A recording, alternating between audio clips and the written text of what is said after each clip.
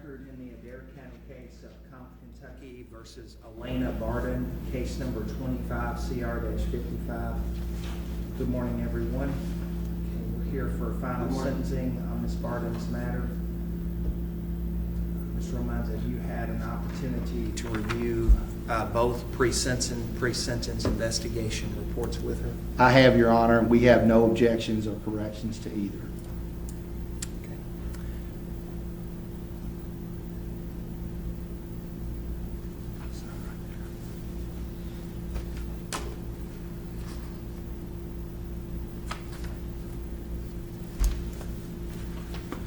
Right now, I think I've received, 4 letters on Ms. Bardin. I received a letter from her parents. Probably the best written letter I've ever received. I mean, they're obviously very intelligent, articulate people. I received one from her husband. I received one from someone down at the jail involved with jail ministries. And then I received a 4th letter, the identity of which escapes me right now, but I read it. Anything you wish to say prior to the court imposing sentence in this matter? No, Your Honor. I think everything was, laid out in the letters as well as in the motions that we filed. I don't need to argue those, Judge. I think they're sufficient to rely on the pleadings. Judge, we understand the jury's verdict. We understand what occurred in the case. Obviously, the court sat through the trial. We still think there's certain issues with the case, obviously being adult, being a minor, those type things, but the jury verdict was what it was. And we're prepared for the court's ruling, and we'll proceed however we need to. Mr. Wright, how about on your end? Anything you wish to say prior to the court imposing sentence? Judge, the only thing I would say that there's no reason to rehash the facts of the case. I agree with Mr. Romines. The court heard that over the course of the trial. This is a case that a jury in the community in Adair County was able to hear. They certainly, I think, took the evidence and the instructions to heart and deliberated. And I would just ask the court to sentence Ms. Bardin in accordance with the jury's verdict that they rendered in the case. I think it was fairly tried. I think the court even commented it was a clean trial. And I think the jury got it right, and I would ask the court to sentence her in accordance with their verdict, Your Honor. Okay, Mr. Romines, anything else on behalf of Ms. Bardin? No, Your Honor. Anything you wish to say, Ms. Bardin? No, Your Honor. All right. This is a very unfortunate case, needless to say. Like I said, I was very impressed with the letters involving your parents. Let's start with the motion for a new trial and judgment of acquittal. I'm going to deny those motions. I think this was a clean trial. I really don't see any issues that came up at the trial that I think would be a concern from an appellate standpoint. I think the jury got the verdict right in this particular matter all the way around. And what we do, I've always said, and I believe that the juries get things right more than anybody else in our process. I absolutely believe that. And I think they got it right here. I really don't think you intended to try to solicit that young man to kill your husband. I don't think you did. I think the acquittal on that was the right decision by the jury. It's what I would have done if I had been sitting on the jury, if it had been tried in front of me. I think you were acquitted on various charges that you probably should have been acquitted on. And of course, I directed a verdict on 2 of the counts because there wasn't any evidence, I thought, to warrant a conviction. You sent 193 pages of letters, I think it was, to this young man. One of them got you convicted. 1 letter. The one where you basically admitted to the sexual contact with this young man, which of course triggered the other charge in this particular case. That's what got you convicted, and the jury was right to convict you of it. Regarding the sentence on this particular matter, there have been situations, I think probably 4 times, when I've had trials and I have reduced the sentence that a jury recommended because I just thought it was very unreasonable what they had offered or what they had recommended the jury. I think I've done that 4 times in the many trials I've had. And I've considered that in your case. The thing that about this, Miss Bardin, it's not necessarily in my mind what I probably would have done if I'd been sitting on the jury. I don't think I would have done 14 had I been a juror, because you're going to pull right under 12 of that. These are 85% pro eligibility.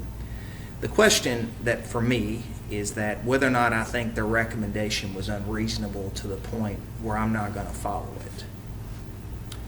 Couple concerns I have about the case and about your conduct in this case. First of all, you were an educator, okay? You were an educator of these kids. I mean, these are troubled kids. That's why they're there. I mean, you're there to set a better example. And the letters you sent, which, I mean, they were juicy. I mean, they were things you'd see in a XXX movie. Completely inappropriate, obviously, and I think you know that for a young man of that age. And as an educator, it was incumbent upon you to set a better example. My biggest concern is the fact, though, Ms. Bardin, is that you were counseled to stop this, okay? We heard testimony from your supervisor, basically the supervising educator at the facility when you taught there, Brad Stevens. He pulled you into his office and said, hey, we're getting complaints. You're around this kid too much. You need to distance yourself from him. This is not a good look. You're going to get yourself in a spot here. I think that another witness, Jessica Black, testified that they actually moved this young man to another part of the building, another pod, so to speak, to try to get him away from you.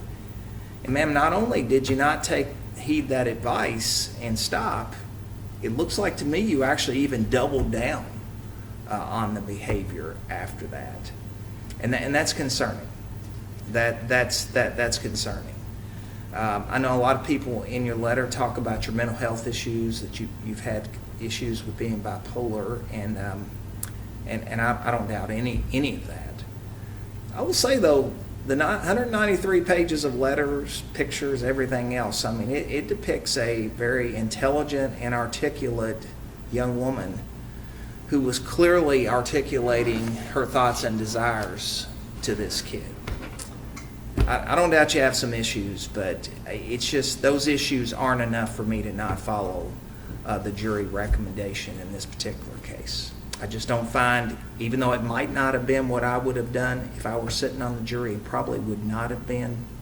I don't find it an unreasonable recommendation, and so I'm going to follow it. So on the case, on the charge of sexual abuse, first degree, I'm going to impose a sentence of 4 years. On the charge of unlawful transaction with a minor, illegal sex act, child under the age of 18, I'm going to impose a sentence of 10 years. Pursuant to the jury's recommendation, I'm going to run those sentences consecutive for a total of 14 years. I'm also going to sign an order requiring you to register as a sex offender as required by law for 20 years. I'm signing the interpersonal protective order that would prohibit you from having contact with this young man. I think that is for a period of 3 years, I think, but Should be 10, I believe. 10 years, I'm sorry. Yeah. I don't really see that as being an issue, but you are under a court order to have no contact with him for that period of time. And obviously, I'm going to waive your fines and costs on this particular case based upon the sentence. Ma'am, I wish you the best. I truly do upon your release. It's going to be a while, but in the big scheme of things, when you are released, you're going to be a relatively young woman. You are. You'll have the rest of your life to live and spend time with your family and children, and I wish you well upon your release. Good luck. That'll conclude it. Judge, just housekeeping, I think it's very minor, but the judgment should also reflect, I think, the conviction for distribution of obscene matter. I believe we agreed on a sentence of 12 months. We did. concurrent. It's 12 months concurrent, yes. That's right. Yes, on that. Okay, good luck, man. Do you have the duty to register in the form? Do you want me to deliver that to probation and parole, or do you want to keep that? No, you going back to Columbia? Somebody will be from my office, yes. Okay, so here is my here's those orders, the IPO, the judgment.